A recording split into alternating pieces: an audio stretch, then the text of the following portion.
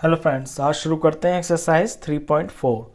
Question number 1 है state whether true और false. Statements दी रखी है यहाँ पे, आपको ये बतानी है कि इनमें ट्रू है कि फॉल्स है। ऑल रेक्टेंगल्स आर स्क्वायर्स, कहता है कि जो सारे रेक्टेंगल होते हैं ना वो स्क्वायर होते हैं। अब देखिए, स्क्वायर होता है वो फिगर, वो क्वाड्रिलेटरल जिसकी चारों साइडें बराबर होती हैं, चारों एंगल्स 90 डिग्री के होते हैं। और रेक्टेंगल ऐसी फिगर होती है, ऐसा क्वाड्रिलेटरल होता है जिसकी आमने सामने की साइड्स बराबर होती हैं, छोटी बड़ी हो सकती है वो, और सारे एंगल 90 डिग्री के हो सकते हैं। तो सारे के सारे जो रेक्टेंगल होते हैं ना उन्हें हम स्क्वायर नहीं बोल सकते, क्योंकि स्क्वायर की चारों साइडें होनी बराबर ज़रूरी है, बराबर होनी। तो ये होगा false. Second, all rhombuses are parallelograms. Parallelogram ये होता है अपोजिट साइड्स बराबर होती हैं, अपोजिट एंगल्स बराबर होते हैं। और रोम्बस की अपोजिट साइड्स ही नहीं, इसकी चारों ही साइड्स बराबर होती हैं, साइड्स पैरेलल भी होती हैं और बराबर भी होती हैं। तो ऑल रोम्बसेस आर पैरेललोग्राम्स। तो एक रोम्बस के अंदर ना पैरेललोग्राम की सारी प्रॉपर्टीज होती हैं, तो सारे रोम्बसेस को हम पैरेललोग्राम्स बोल सकते हैं। तो ये ट्रू है। थर्ड है all squares are rhombuses and also rectangles. सारे के सारे जो स्क्वायर होते हैं ना उन्हें हम रोम्बस भी बोल सकते हैं और रेक्टेंगल भी बोल सकते हैं। बिल्कुल बोल सकते हैं, क्योंकि स्क्वायर की चारों साइडें बराबर होती हैं, पैरेलल होती हैं, बराबर होती हैं, और आमने सामने के ही नहीं सारे एंगल्स भी बराबर होते हैं। अब रोम्बस में क्या होता है, रोम्बस में साइड्स पैरेलल होती हैं और सारी बराबर होती हैं, और आमने सामने के एंगल्स भी बराबर होते हैं।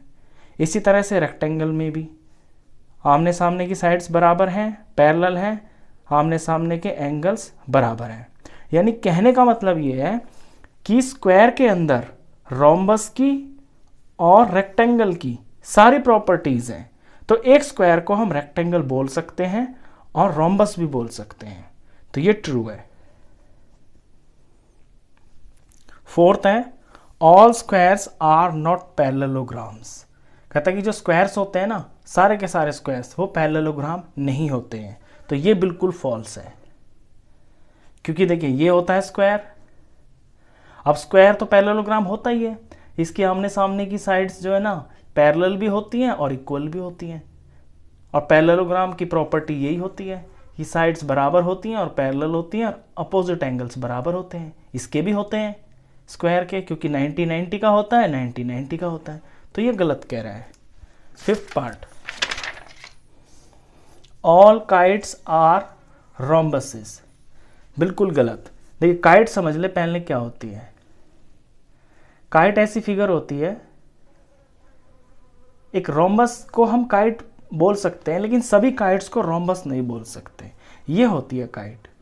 इसके अपोजिट एंगल्स तो बराबर होते हैं, लेकिन जो साथ वाली साइड्स होती है ना ये बराबर होनी ज़रूरी है काइट के अंदर। जैसे कि ये दो हैं, ये छोटी हैं, साथ साथ है, ये छोटी हैं, ये वाली साथ है, ये बड़ी हैं। ऐसी फिगर को काइट बोलते हैं। अब रोम्बस की जो है चारों की चारों साइड्स बराबर होती हैं, ये चारों ही बराबर हैं। तो ऑल काइट्स आर रोम्बसेस, सारी काइट्स रोम्बस होंगी। तो हर काइट के अंदर रोम्बस की प्रॉपर्टी नहीं होती है, क्योंकि काइट में तो ये वाली साइड्स और ये दोनों जो जोड़ा है साइड का छोटा बड़ा हो सकता है ना, लेकिन रोम्बस में ऐसा नहीं होना चाहिए। रोम्बस में तो सारी बराबर होनी चाहिए। तो ऑल काइट्स रोम्बस नहीं हो सकती, ये false. All rhombuses are kites, ये इसका उल्टा है कि सारे के सारे जो रोम्बस होते हैं ना उन्हें हम काइट बोल सकते हैं। बिल्कुल बोल सकते हैं, क्योंकि रोम्बस के अंदर काइट की सारी प्रॉपर्टीज है। भाई काइट के लिए क्या होना चाहिए, आमने सामने के एंगल बराबर होने चाहिए, होते हैं रोम्बस के अंदर। इसकी साथ वाली साइड्स की लेंथ बराबर होनी चाहिए, इसकी होती है। ये देखिए रोम्बस में ये दोनों बराबर हैं, ये दोनों बराबर हैं। तो रोम्बस के अंदर काइट की प्रॉपर्टीज सारी हैं। तो ऑल रोम्बसेस आर काइट्स, ये ट्रू है। जी पे आते हैं, ऑल पैरेललोग्राम्स आर ट्रेपीजियम्स। अब पैरेललोग्राम तो ये होते हैं, पैरेललोग्राम में दोनों साइड्स का जो पेयर होता है वो पैरेलल होता है, और ट्रेपीजियम में सिर्फ एक साइड का जो है पैरेलल होना चाहिए तो हमारा ट्रेपीजियम हो जाता है। कोई भी एक पेयर लाइंस का पैरेलल हो जाए तो वो ट्रेपीजियम होता है। अब देखिए पैरेललोग्राम के अंदर तो एक पेयर है ना, बल्कि इसमें तो दो है, तो एक तो होना चाहिए। अगर एक भी है तो भी वो ट्रेपीजियम ही बोला जाएगा। तो ऑल पैरेललोग्राम्स आर ट्रेपीजियम्स। तो सारे के सारे पैरेललोग्राम्स को हम ट्रेपीजियम बोल सकते हैं। तो ये ट्रू है। H पे आते हैं, ऑल स्क्वायर्स आर ट्रेपीजियम्स। अब स्क्वायर में भी वही है। हमें ट्रेपीजियम के लिए क्या चाहिए? हमें ट्रेपीजियम की ये कंडीशन होती है कि एक पेयर ऑफ लाइंस पैरेलल हो जाए, जैसे कि ये लाइन और ये लाइन पैरेलल है। और स्क्वायर में क्या होता है? स्क्वायर में तो सारी की सारी ही पैरेलल होती हैं, ये जोड़ा भी पैरेलल और ये भी पैरेलल। हमें सिर्फ एक पेयर चाहिए, एक पेयर होते ही उसे हम ट्रेपीजियम बोल सकते हैं। तो सारे के सारे स्क्वायर्स ट्रेपीजियम होते हैं। तो ये ट्रू। चलिए इसके बाद करते हैं question number 2। Identify all the quadrilaterals that have. सारे क्वाड्रिलेटरल्स पहचानिए जिनकी 4 साइड्स ऑफ इक्वल लेंथ, जिनकी चारों साइडें बराबर होती हैं। अब ऐसे कौन कौन से क्वाड्रिलेटरल होती हैं? देखिए सबसे पहले तो स्क्वायर ही होते हैं, क्योंकि स्क्वायर की चारों साइडें बराबर होती हैं। और दूसरा हो गया रोम्बस। रोम्बस की भी चारों साइडें बराबर होती हैं। तो ऐसे सिर्फ 2 ही क्वाड्रिलेटरल होते हैं जिनकी चारों साइडें बराबर होती हैं। सेकंड में कह रहा है 4 राइट एंगल्स। ऐसे क्वाड्रिलेटरल्स बताइए जिनके 4 राइट एंगल्स होते हैं। तो 4 राइट एंगल्स होते हैं, स्क्वायर में होते हैं। ये स्क्वायर है, इसके चारों राइट एंगल्स होते हैं ये। और दूसरा होता है रेक्टेंगल। रेक्टेंगल के अंदर चारों जो एंगल्स होते हैं ये 90 डिग्री के होते हैं। 90 डिग्री के को ही बोलते हैं राइट एंगल्स। चलिए क्वेश्चन नंबर 3 देखते हैं। क्वेश्चन 3 में कहता है एक्सप्लेन कीजिए how a square is a quadrilateral. एक स्क्वायर को हम क्वाड्रिलेटरल क्यों कह सकते हैं? अब क्वाड्रिलेटरल वो फिगर होती है जिसकी 4 साइडें होती हैं, और स्क्वायर की तो 4 साइडें होती हैं। तो अ स्क्वायर इज 4 साइडेड। जो स्क्वायर होता है ना वो 4 साइड वाला फिगर होता है। तो so it is a quadrilateral. तो जिसकी 4 साइडें होती हैं वो क्लोज्ड फिगर होता है, जो उसे ही हम क्वाड्रिलेटरल बोलते हैं। अब एक स्क्वायर को हम पैरेललोग्राम क्यों बोल सकते हैं? A square has its opposite sides parallel. एक स्क्वायर की जो अपोजिट साइड्स होती हैं ना वो पैरेलल होती हैं। So it is a parallelogram.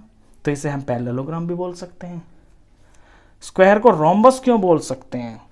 A square is a parallelogram with all the 4 sides equal, so it is a rhombus. एक स्क्वायर जो है पैरेललोग्राम तो वो होता ही है क्योंकि साइड्स पैरेलल होती है, और उसकी चारों साइडें भी लेंथ में बराबर होती हैं।